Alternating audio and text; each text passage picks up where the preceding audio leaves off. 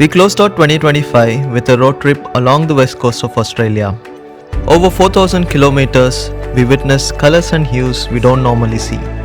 Pink lakes that were truly pink and waters that gave the word turquoise its true meaning.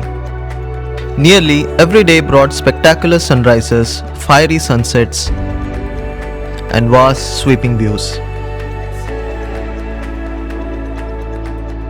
But the most unforgettable part of the journey lay beneath the surface.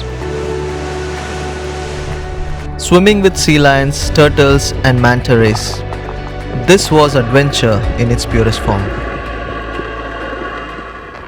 Our journey began with a day on Rottnest Island, just a short ferry ride from Perth. Most people come here for a quick selfie with the quokkas, but the island has much more to offer. With no cars allowed, the first thing we did was rent bicycles. Covering the entire island in a day can be ambitious, so planning your route makes all the difference. We pedaled our way to several viewpoints, including a guided tour of a historic lighthouse.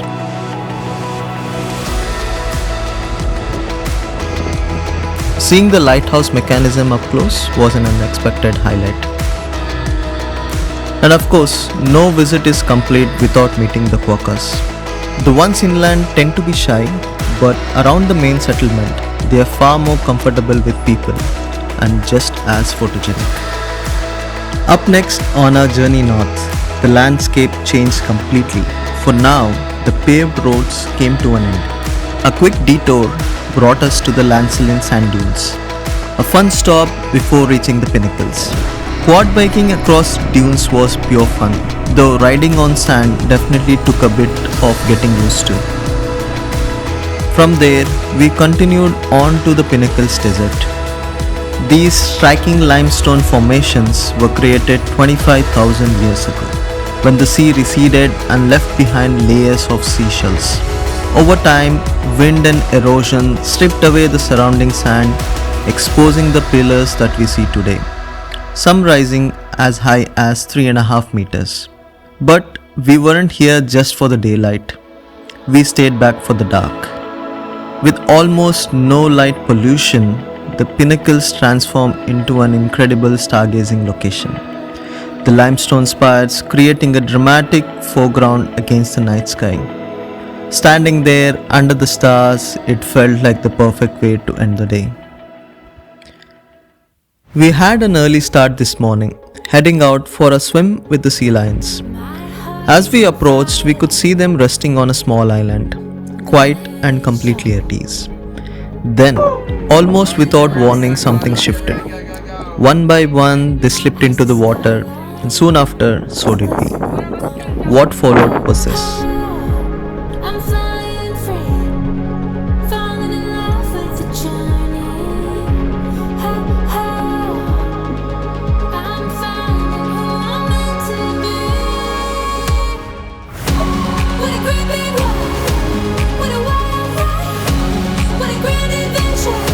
And just as the experience was coming to an end, a pod of dolphins appeared, swimming alongside us as we made our way back to the shore. Continuing north along the coast, we made our way towards our next stop, Kalbarri. Just before reaching town, we passed a pink salt lake. To get the best view, head to Pink Lake Lookout and approach it from the Gregory side. The lake isn't easily accessible from the other end. We weren't expecting it to be this vast, and it was unmistakably pink.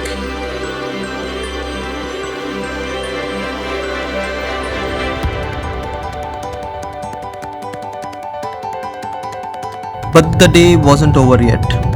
As we drove into Kalbarri, we were treated to a stunning sunset, setting the tone for what was to come. We had planned to explore the national park at sunrise over the next couple of days. But due to a fire risk, the park was closed. Instead of turning back, we took a random road. It turned out to be the right decision. One of those moments where the sky puts on a show all its own. Kalbarri continued to surprise us with plenty of viewpoints just outside town.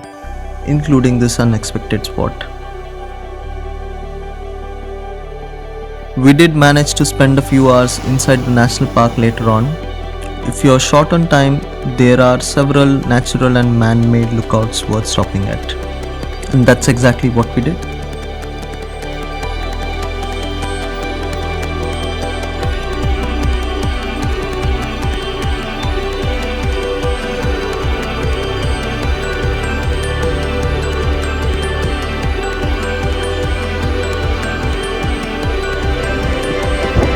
We made a quick stop in Denham with a visit to Monkey Maya on the way.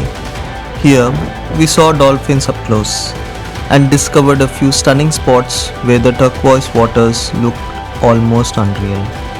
Even short stops like this became unforgettable moments on our journey. Coral Bay was special.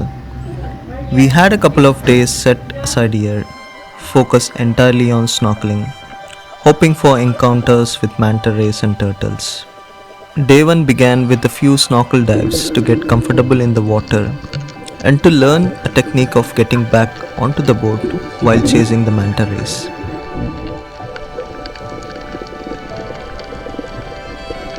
At first, luck wasn't on our side. The manta rays glided away almost effortlessly, and keeping up with their pace was harder than expected. I struggled, fell behind, and almost called it a day. But with a bit of encouragement from one of the guides, I gave it one more try, and I'm so glad I did.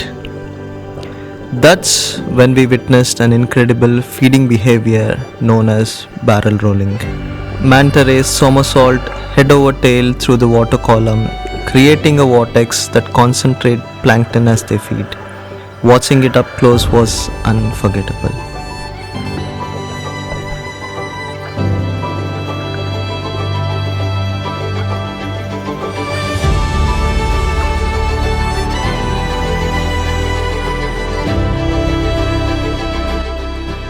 Day 2 was slower but just as rewarding. We headed out on a glass bottom boat, giving us a chance to see the coral reefs and marine life beneath us. Along the way, we spotted several turtles surfacing near the boat as we moved between the snorkeling sites.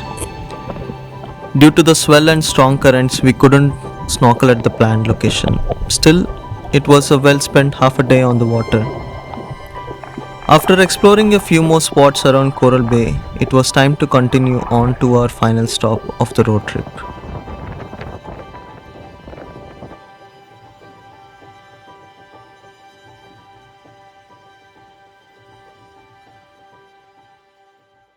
Let's just say we weren't prepared for this place. Late one evening, we reached a quiet beach along the Jurien Bay coast. At first, there was nothing. Then slowly it began. Turtles emerging from the water, moving carefully across the sand, making their way to ancient nesting grounds. We watched as they dug into the beach, laying the next chapter of life beneath the sand.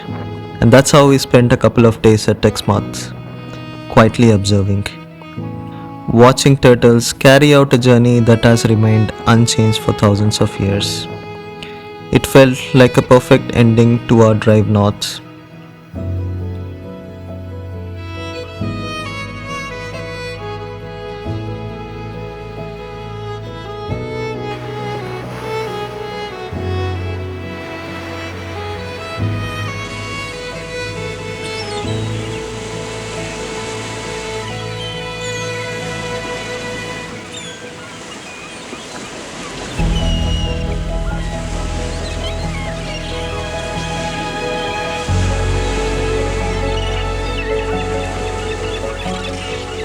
From here, we began the long road back to Perth.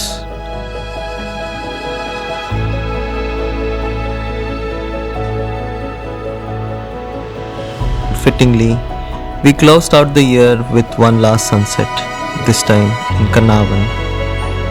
We may have explored only a small part of Western Australia, but the experiences we had here will stay with us forever.